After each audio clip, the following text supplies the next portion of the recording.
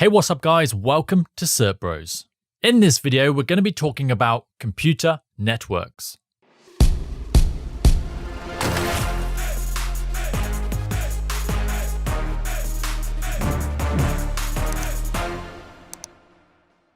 Okay, so what is a computer network? Well, first, let's break it down. What is a network? The definition of a network is a group or system of interconnected people or things. So, it would be fair to say a computer network would be a group or system of interconnected computers, right? And that's exactly what it is. A computer network is anything where more than one computer is connected to each other. Traditionally, a computer network would consist of desktop computers, servers, printers, etc. But these days we live in a connected world. We still have desktops, servers, printers, but we now have a vast number of smart devices connected to our networks as well. Most of you will have a mobile phone, maybe a tablet, security cameras, even smart lights are found on networks these days. And the list really does go on and on. So let's take a look at some basic networks and we can see what they look like. First, one that should be familiar to most of you. Here we have a switch, a router, a wireless access point, a desktop, and a phone, all connected to the same network. This is a pretty common home setup. It's worth noting that in most home networks, the switch and wireless access point will be built into the router.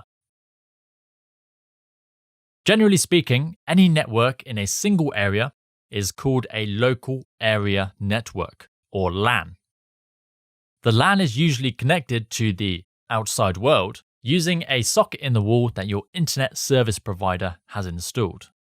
This socket connects you to something called the wide area network, or WAN. The purpose of a WAN is to connect separate local area networks together. The most obvious example of a WAN would be the internet. However, businesses might have private WANs to connect multiple sites together. So now let's look at a more business type network. So we have all of our office computers, and these would usually plug into a wall or floor socket. And these sockets will have cables either running through the floor or the ceiling back to a special room called a wiring closet. This room might also be called a patch room or a server room. In the wiring closet, all of these devices will connect to a stack of switches which are mounted onto racks. Depending on the size of the network, there may be multiple wiring closets, which all connect to each other, say for example on different floors. Keep in mind though, this has been simplified to give you a general idea. Lastly, we'll look at another type of network that might not be so obvious. Now I said before, I'm sure you all have smartphones of some sort. Now these phones generally have internet access via 3G, 4G, and even 5G. Well, you can think of these as basically a giant wireless network for your phones. Somewhere close to you there will be a giant tower that allows you to connect and get internet access. The closer you are to these towers, the better the connection is likely to be. So these are just some common network types and really just an introduction to some basic network devices. So the next logical question is, why? Why do we need networks? Well, let's imagine life without networks for a second.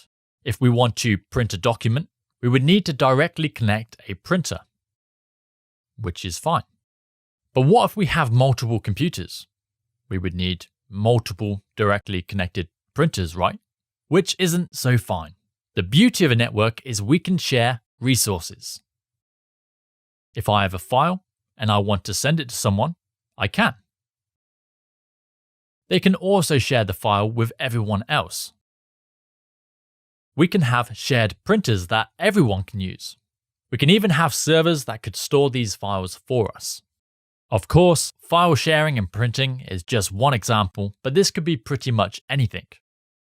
And all of this even before we start talking about the internet, which by the way is just a giant network. With the internet, we can search for anything we want, We literally have the world's knowledge at our fingertips. We have email. We can message our friends. We can use hosted computing, telephone calls over the internet, and of course, awesome YouTube content.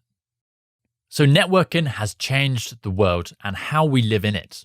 It's a topic I still get excited about, and there's no shortage of new things to learn. We'll go over a lot of this in more detail as we go. This video is part of our full CCNA course, which can be found in the description. So please feel free to go and check that out. If you like this video, don't forget to like, comment, and subscribe.